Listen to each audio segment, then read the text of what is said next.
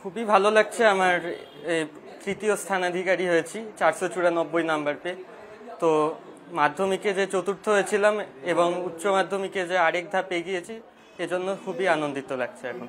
এরপরে আমি ইঞ্জিনিয়ারিং নিয়ে পড়তে চাই, সেই হিসেবেই আমি প্রস্তুতি নিচ্ছি এবং সর্বভারতীয় বিভিন্ন এন্ট্রান্স পরীক্ষাগুলো দিয়ে যাচ্ছি। ইঞ্জিনিয়ারিংয়ে কম্পিউটার সায়েন্স রিলেটেড ব্রাঞ্চ বা ডেটা সায়েন্স বা সার্কিটাল ব্রাঞ্চ যেগুলো, সেইগুলো নিয়ে এগোনোর ইচ্ছা আছে আমার। বাবা মা তো খুবই আনন্দিত হয়েছেন, খুবই আনন্দ আছেন এখন। টিভিতে আমার রেজাল্ট যখন শুনেছিলেন তখনই আনন্দে কেঁদে ফেলেছিলেন আমার মা।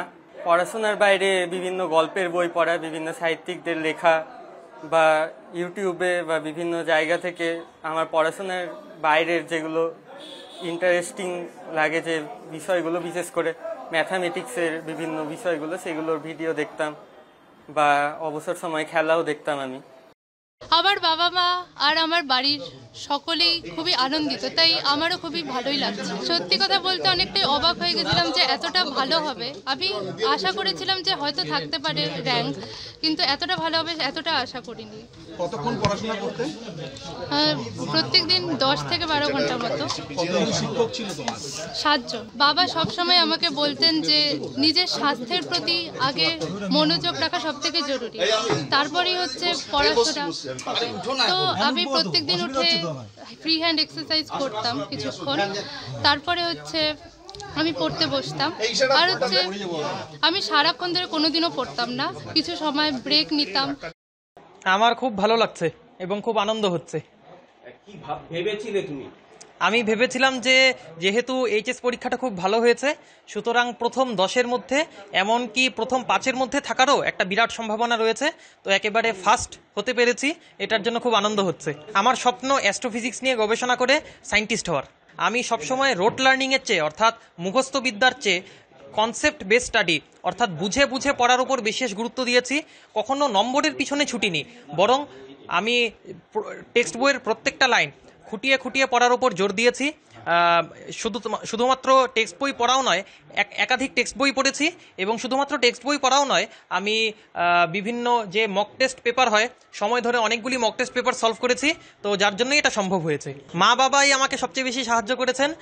তারা সর্বদা আমার সুখ দুঃখের সাথী থেকেছেন এবং এর পিছনে আমি বলবো আমার মা বাবার অবদানই সবচেয়ে বেশি।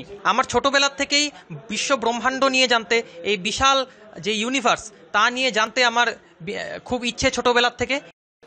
মানে আর 5টা স্বাভাবিক ছাত্র যেভাবে প্রস্তুতি নেয় আমি তার অন্যথা করিনি। আমি পড়াশোনার পিছনে সময় দেওয়ার চেষ্টা করেছিলাম, তবে আমি কখনো ঘড়ি ধরে পড়াশোনা করিনি। ভালো লাগতো, ম্যাথামেটিক্স ভালো লাগতো, স্ট্যাটিস্টিক্স ভালো লাগতো, তার জন্য আমি পড়াশোনা করেছি। ছোট থেকে কি ম্যাথামেটিক্সের প্রতি অনুরাগ ছিল? হ্যাঁ, মানে ম্যাথামেটিক্স ছোট থেকে আমার ভালোবাসার বিষয়। আমি কতটা ভালো ম্যাথামেটিক্সে আমি জানি না, কিন্তু ম্যাথস আমার মানে ভালো লাগার বিষয়। সবাই একটা অঙ্কের প্রতি একটা ভীতি আছে, তুমি সেই ছোট থেকেই অঙ্কের প্রতি তোমার ভালো লাগা, সেটা কিভাবে তৈরি হলো? কাকে দেখে? কাউকে না, মানে ছোটোবেলায় যে সমস্ত স্যারদের কাছ থেকে পড়েছি, ছোটোবেলায় একদম ছোটোবেলায় যদি আমার দেখতে হয়, ক্লাস 5-এ আমি বলতে পারি বাবলু স্যার, মানে যিনি আমাকে পড়াতেন ছোটোবেলায়, তো তিনি ক্লাস 5-এ আমাকে 6-7-এর অঙ্ক করতে দিতেন। তো সেখান থেকেই আমি মোটামুটি করতাম, কিছু পারতাম না, কিছু পারতাম। তো সেখান থেকেই পরবর্তী যত এগিয়েছি, অঙ্কের প্রতি আমার ভালোবাসাটা মানে বেড়ে চলেছে। বড় হয়ে কি হতে চাই? আমি বড় হয়ে স্ট্যাটিস্টিশিয়ান হতে চাই, আইএসএস বা ডেটা সায়েন্স ফিল্ডে আমি যেতে চাই।